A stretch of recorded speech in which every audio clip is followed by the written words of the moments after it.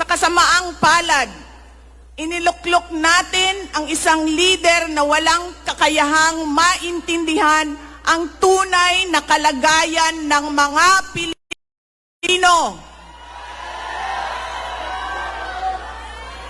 At higit sa lahat, hindi kayang magdesisyon para sa kapakanan ng sambayanan. Pinagbabayaran natin ngayon ang pagpili ng maling leader.